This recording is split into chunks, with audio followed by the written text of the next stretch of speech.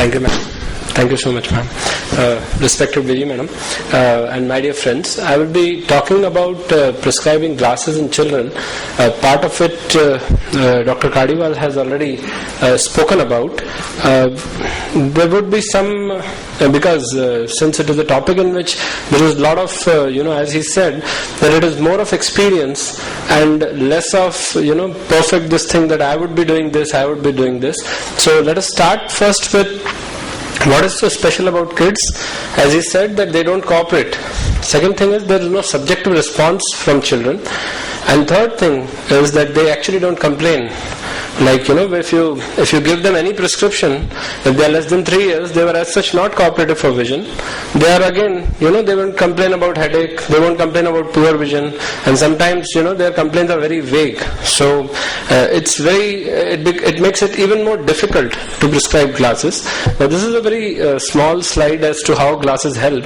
We all know that, it creates a sharp image and helps to increase the fusional reflexes since it creates a sharp image. And esotropia, obviously, if you give hypermetropic glasses, it reduces the accommodative effort and thereby reduces the strabismus, depending on whether it is partially accommodative or fully accommodative. And in exotropia, if the patient has myopic glasses, it helps by inducing accommodation and thereby inducing accommodative convergence. It helps in treatment of amblyopia, the unilateral loss of vision, and in bilateral cases. And obviously, it helps in development of BSV, binocular single vision, if the child has come to you early in the age. Now, when do you prescribe glasses? Obviously, it depends on the complaints. If the child is not complaining, his parents may be complaining. If there is a presence of strabismus or not, at what age he has presented to you, and what exactly is the power of prescription. Now, when strabismus is with a refractive error or as abnormal AC upon A ratio, the full cycloplegic refraction is to be given. And we may have to add bifocals if esotropia is present at near, even after prescribing him full cycloplegic correction. If the alignment is not attained or maintained with spectacle correction, only then you can think of surgery. But that is not the topic. The refractive errors obviously can be divided into these things. And hypermetropia, obviously, the correction of hyperopia is, the children are more commonly hyperopic, and it is more complex than myopia because they have an inherent accommodative power in their eyes. So less than 5 diopters of hypermetropia are more visually impaired than their myopic counterparts, who can always see clearly at least for the near. Because these more than 5 diopter hypermetropia may not be seeing for near as well as for distance. Secondly, if they put in an accommodative effort, they may be squinting, or they may end up into having bilateral ametropic amblyopia. So childhood hypermetropes may be associated with strabismus and AC by A ratio abnormalities. So unless there is an ESO deviation or evidence of reduced vision, it is not always necessary to correct a little bit of hypermetropia or less than 3.5 diopters. When hyperopia and esotropia coexist, initial management includes full correction of error with cycloplegia. Later, once the deviation is corrected, the amount of correction may be appropriate based on the degree of deviation for near and distance with full cycloplegic refraction in place. In school-going children, the full refractive correction may cause blurring for distance because of the inability to relax the accommodation fully, and therefore a reduction in amount of correction may be necessary for the child to accept the glasses. Now, these are the guidelines which Dr. Kadiwal had shown to you. Now, these guidelines are not based on randomized controlled trials. They are just preferred practice pattern which has been published by APOS. Preferred practice pattern means most of the pediatric ophthalmologists would prefer to do this. This may not always be right for everybody. So we should not, we should not say that I would do this. So some people would like to prescribe early, and some people may not prescribe that power. The guidelines obviously for hypermetropic or myopic correction is that cycloplegic refraction is mandatory. Infants, high myopes, esotropic children, atropic refraction is necessary. I do not agree that if the child is myopic, you can do a tropicamide refraction, because some children, in fact a lot of children, have a lot of latent, their accommodation is very strong. So you may sometimes get surprised even when you dilate them with tropicamide, and get a -6 retinoscopy, and when you dilate them with hometropin or atropine, you may end up with a ametropic patient. So full refractive error correction is including cylinder should be corrected. Young children, this is based on experience and not on theory, that young children do not tolerate cylinder well. There are a lot of people who do not prescribe cylinders thinking that it is not really necessary, or the child will not accept it, or sometimes when the cylindrical power is -4, they give them -2 thinking that we will give -2 after 6 months. But if you are not giving -2, you are actually undercorrecting them by -2. So he still has a residual cylindrical power of -2. So he is a patient who has -2 cylinder still within his eyes, which is uncorrected. Parents should be educated about progression of myopia and the need of frequent refraction and possible glass change. Contact lenses may be a desirable option in older children, just to mention. Now, these are the guidelines for myopic prescriptions. Astigmatic correction is given when the child is not developing normal visual acuity. This usually occurs with a cylinder of more than 1.5 diopters.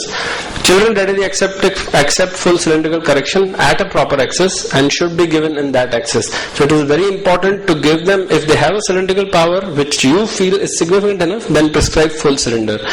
Strabismus surgery may affect the astigmatic component, and so refraction should be checked after strabismus surgery, that Vijay madam will take afterwards. And when to prescribe glasses and cylinders? No, this is again the preferred practice pattern. So in anisometropia, hyperopic amblyopia, full correction need not be given as long as the correction is reduced equally in each eye. You see the examples, but what it means is that if you are reducing the hyperopia in both the eyes same, then you can reduce the total power if the child is younger than 3 years. In anisometropic myopic amblyopia, the full correction should be given because there is no accommodative effort in the child. So myopic patients always give full correction. There is no role of overcorrection or undercorrection, as Dr. Kadiwal has mentioned, and these are the places where it helps. Post-operative cataract children, obviously that is another full area, and I think Vijay madam will take that also. Glasses should be given as early. These are some basic things. Glasses should be given as early as possible.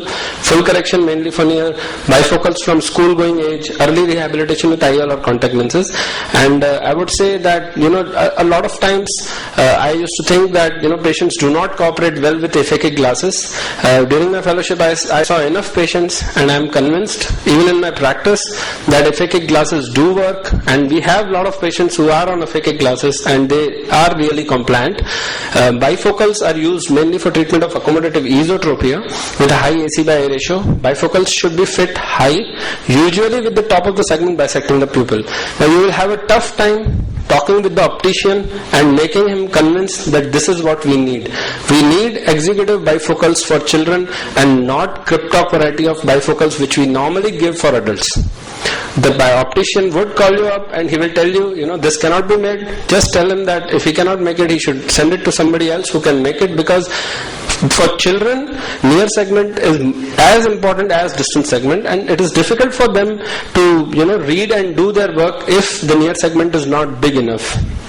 That is what is not prescribed. Progressive bifocals, I personally do not recommend them. Now these are, it should bisect the pupil, especially when the child is less than 5 years of age, and some people even recommend that it should be higher than this if the child is very young, less than 3 years, because the glasses are so heavy that they invariably come down.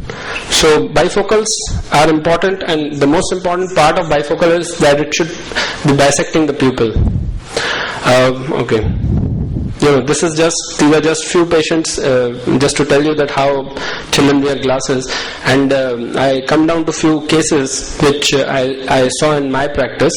So this was an 8-year-old boy who was prescribed both eye medial rectus resection somewhere by a private practitioner, and then he was referred for a squint surgery for exotropia. Now on presentation, he was using, in the right eye he was using a small hypermetropic glasses, in the left eye also he was using some small hypermetropic glasses, and the patient's parent came to me for surgery. So cover test, when I did cover test with glasses, the child had alternate intermittent exotropia and he was able to alternate. Prism cover test revealed 25 to 30 prism diopters basin, and when I did the cover test without glasses, it showed a minimal exophoria. So what we did was we did a cycloplegic refraction under home atropine, and we found that this was the retinoscopy at a distance of 67 centimeters. So for 67 centimeters we would be detecting 1.5, and for home atropine maybe around 0.5 or 0.75. So the child was called for a post-mediatic test. Normally we give the glasses, but since this was a child with strabismus and he was already wearing glasses, we called him for a post-mediatic test. His vision was both eyes 6:6 with glasses, BSV with glasses. Without glasses was 60 seconds of R. Without glasses, both eyes was again 6:6. The child was just asked to discontinue glasses, and he was told to see and to look for the complaints of child if he complains of headache or anything else. Child was followed up for 1 month, 6 months, and now, when I had made this presentation for the year back, I think now he has not come back since 2 years. He must be doing well. Till 1 year he was doing well, so there was no need for surgery.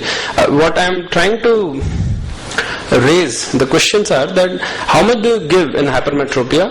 In patients of exotropia means the manifest deviation. In intermittent exotropia and in exophoria.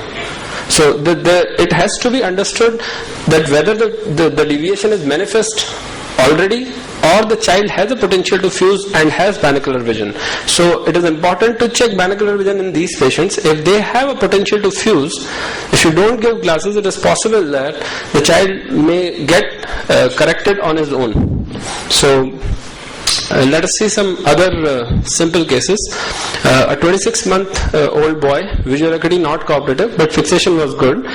Teller acuity card, both eyes 6:15, so the vision was equal in both the eyes, and cover test showed orthotropia. It's not cooperative for stereopsis, and cycloplegic refraction was done at 67 centimeters, and refraction was 4.5 at both the axes. So now the issues involved here is that whether he needs glasses.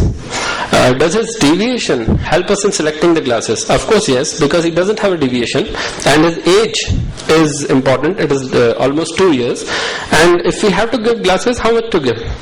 Now obviously with this visual acuity, orthotropia, not cooperative for, but fixation was good, and 2 years, so obviously you will not be giving glasses because it's a very small hypermetropic refractive error. Patient does not have any deviation. The age is young, so probably we can wait for another 3 or 6 months, call the patient again and do the refraction and see his cover test again. Similar case, 2-year-old girl, visual acuity not cooperative, teller acuity card 6:15, 6:9, cover test shows esotropia with target, and cycloplegic refraction is the same. Now again, the issues involved here is that right eye is esotropic, right eye is amblyopic, visual acuity the child is not cooperative. Even if the age is 2 years, we should give glasses in this particular patient, and we would like to give full correction.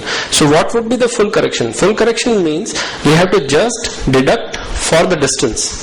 We do not deduct for the cycloplegic, whichever you are using. If you are using atropine, you don't have to deduct one diopter.